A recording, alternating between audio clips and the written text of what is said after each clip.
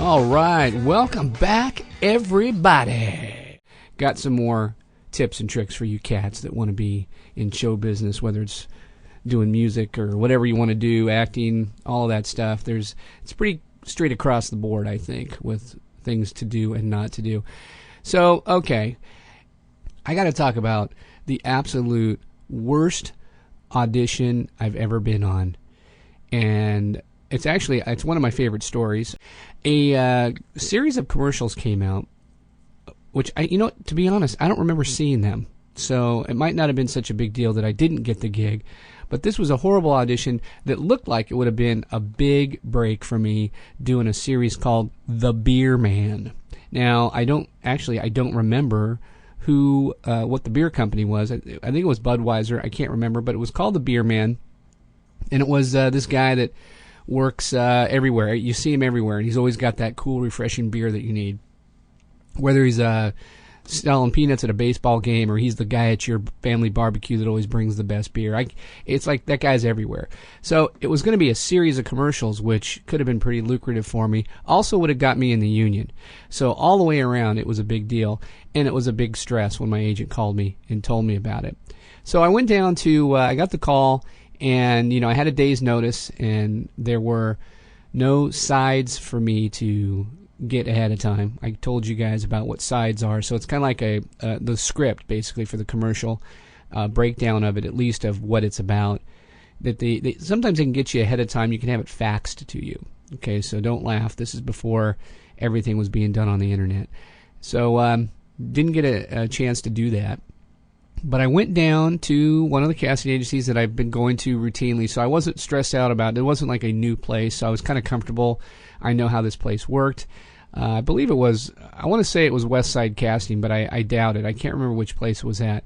But this casting agency was one of those, like I mentioned before, where there's several doors going into different rooms, and then hanging over the door, they've got what the commercial is. So this is a place where there's like 60 people in there, and you don't know who's auditioning for what, although you kind of get an idea, right, because there's guys that look like you, or there's just guys there of different shapes and sizes. It could be different, but for the most part, they're looking for a type, right? Now, this one was a little different, because they weren't looking for guys that looked like me. It was just guys that were funny guys, that were characters, that they could make a kind of a franchise out of, kind of like the actor from the Verizon commercials. Can you hear me now? That guy. That guy had a look. He had one line. He did it for 8 or 9 years, and made a ton of money, and he's finally done with that contract. But probably paid for his bills for a little while. Anywho, that's what this was about. So I go to the audition, and there were sides there ahead of time. So you know me, Mr. Early Bird Larry. I got to get to every place early. I get there, and I grab the sides, and I'm checking them out, and I'm reading through them, and pretty straightforward. It's a guy sitting there going, "Hey, I'm called the Beer Man. My friends love me because blah blah blah." I don't remember what it is. I wish I kept the sides, but they make you hand them back in. So I didn't get to sneak a set of those. That would have been fun to have. But I was going through it. And now, the way this commercial was going to be, they had told us ahead of time when you sign up that these sides will be on a big cue card, like a big poster board setup. So, because they more want you to be animated, they don't want you to stress out about learning the sides. So I was like, well, that's kind of nice of them. But here's the first thing not to do. Don't listen to these people when they tell you that. Always, what's that word I'm looking for? Always be prepared. That's right. I don't care if they tell you don't worry about that. We're not even going to care if you can read that or not. You should learn it, okay? Because what's it going to do? It's not going to hurt if you learn it anyways, right? It'll make you look more professional. So I kind of looked at it and I was okay, and I started to learn it. Now, I actually tried to memorize it. Wasn't a lot of dialogue. I just wanted to be able to be familiar with it so that I could look at the cue card and glance away. That's the key thing, right? So you try to grab as much as you can so that you're not sitting there just trying to look at it and read it. Because I knew they were going to want me to be animated or maybe, I don't know, jump around and be silly. Who knows? So I'm reading it, and in walks an actor. At the time now, this was around late 90s, mid 90s, when Saturday Night Live with the cast that had Will Ferrell and Sherry O'Terry and all those guys had been on for about, 2 years already. And at this point, a lot of them had already left this new batch. One of them was an actor who's very funny. You know him from The Office. His name's David Koechner. Really nice guy.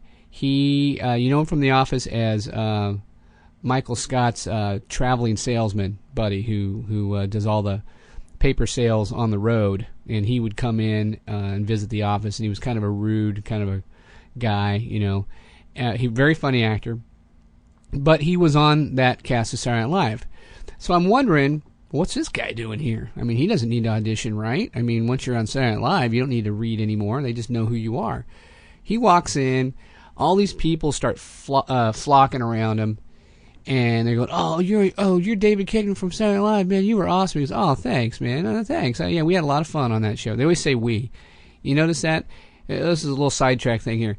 Listen to anybody, whether it's a musician or an actor that is on any talk show. They'll be interviewed, and they'll say, what was it like, or whatever it was they get asked. They'll always say we. Yeah, we did that podcast about 6 weeks ago. And it's like, well, we? You mean you and a family of podcasters, or just you? Say, oh, you're really good on that show. Yeah, we really had a great time. I don't know what the deal is, but they just listen. Any show, Letterman, Leno, Conan, Jimmy Fallon, everybody that gets interviewed always says we. So anyways, he did as well. He said, oh, we had a great time on that show, which of course he's referring to the team of SNL. But I don't know why he can't just say, yeah, I had a great time. It was fun. Yay.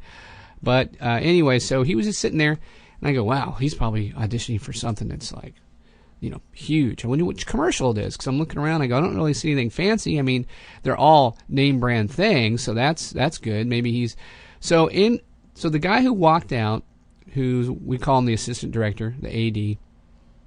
Actually, there's a name for these guys, and I already forgot what their name is, but they're the ones that direct the auditions, and there's a proper name for them. But so this guy was one of the assistants to that guy. So he comes walking back out. Now, this is the guy who told us, hey, don't worry about the sides. Just look at him and get familiar with him. He comes out, and he goes, Dave! And he walks up to Dave and shakes his hand, like right next to me. I'm sitting down on a bench, and David Koechner standing in front of me with this AD guy, shaking his hand, saying, oh, dude, thanks for coming, man. You got this. This is all yours, buddy. Don't even worry about it. You got it nailed. And I'm looking, and all the guys that are auditioning kind of look around and are like, wow. I wonder what we're doing here then. If you pretty much just said it's all Dave's, which now all of a sudden we're like, wait a minute, Dave's auditioned for this? Well, why not? Now that I look back, you would probably want to have somebody that's a guy like him. You think about, now once again, this is way before The Office, but he's kind of a big guy, bald guy, very big character, loud voice. He's the perfect beer man. So now I'm just getting discouraged. I'm like, why'd they even call me in? I was just called in to fill space so that it would look like he beat out a bunch of people when they were going to give it to him anyways, right? So I'm just like, well, you know what? I'm not going to let it get me down. I am going to persevere. So I look back down at my script. That AD walks out, leaves, comes back in again.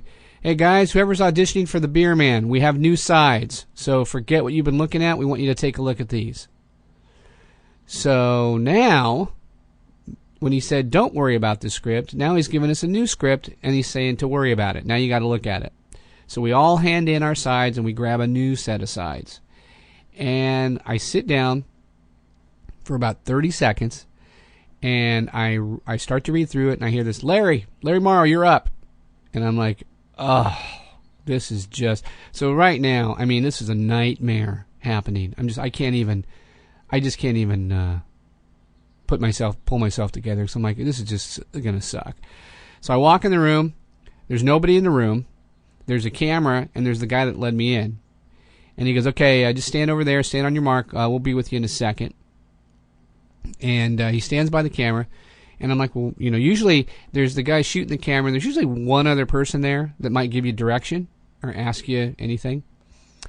And there's a guy in the back room, had a cell phone, kind of a bulky cell phone. So remember, these weren't streamlined yet. Kind of a bulky one, those big Motorola flip phones with a big antenna on it. But he is on the phone nonetheless, and he gets off the phone, and he says, "Okay, how you doing, Larry? Go ahead and stand up on the mark and go ahead and slate for us." And so I did. "Hi, I'm Larry Morrow. I'm with my agency's name." And he goes, "Profiles, please," and I do my profiles, and they have the commercial up on the cue card, and he didn't give me any direction. He just said, "Whenever you're ready." So I'm looking at the cue card, and it's pretty beefy. There's a lot on there. I'm like, wow, this doesn't seem like all that was on the side. They had put a whole bunch more extra stuff on there. So now I'm stressing out again. So I start to do the commercial, or the audition, and while I do the audition, the director, the man who was on that big bulky cell phone, gets a call. And he gets the call, and he's behind the camera now. So, so I'm looking at the cue card, and he's off to the side. And he starts talking. Yeah, what's going on? "Oh, no, just do these auditions. Blah, blah, blah." Now, I'm hearing this while I'm trying to go through this dialogue that I see on the card, trying to be all happy and jovial and about being the beer man.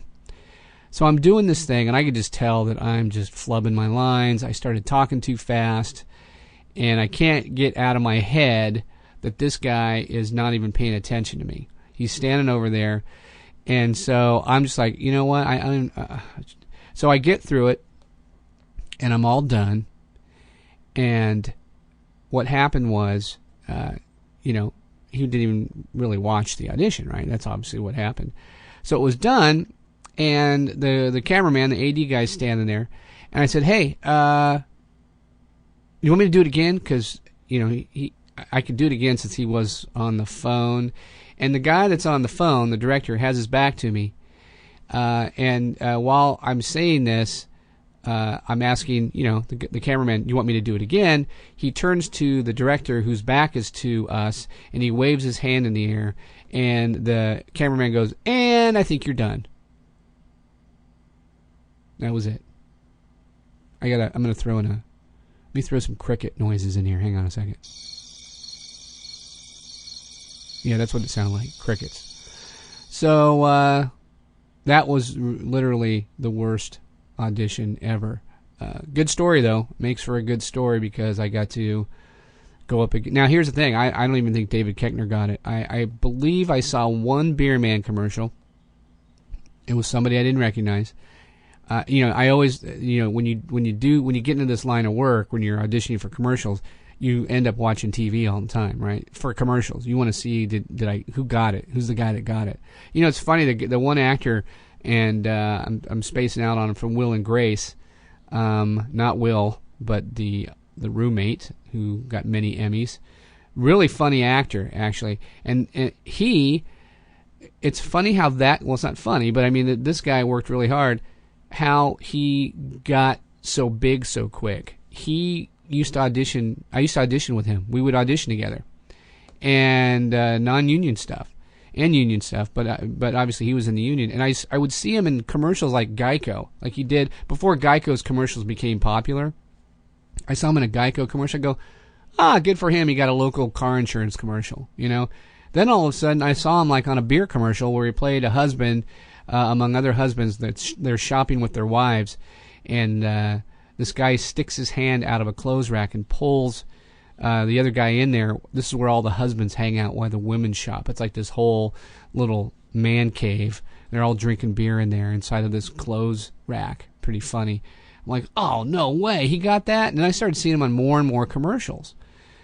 And then he did some independent film that I read in the trades that he got all kinds of rave reviews for that nobody ever saw, but he got all these high critiques, and then Will and Grace comes on, and I'm like, oh my goodness, this is exactly like that guy just went a powerhouse through everything. But I remember being at 2 or 3 auditions with him, and where we were all just auditioning for whatever, and from my memory of him, it's not like at the time I knew who he was going to be, so I didn't pay close attention to him. But after seeing those commercials, I was like, oh man, I stopped seeing him at auditions shortly after he started getting all those commercials. obviously he got better gigs and got the TV show and the Emmys and all that stuff. So that's my story on that. So what's going to be coming up next? I'll be talking about the Magic commercial for Magic the Gathering. I will tell you, maybe what we'll do this since we've got a few minutes left.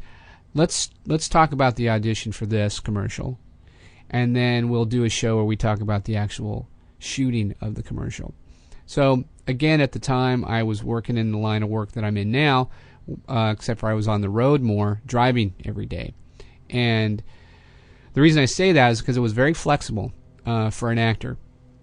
And I highly recommend this for people that are trying to juggle a few things at once.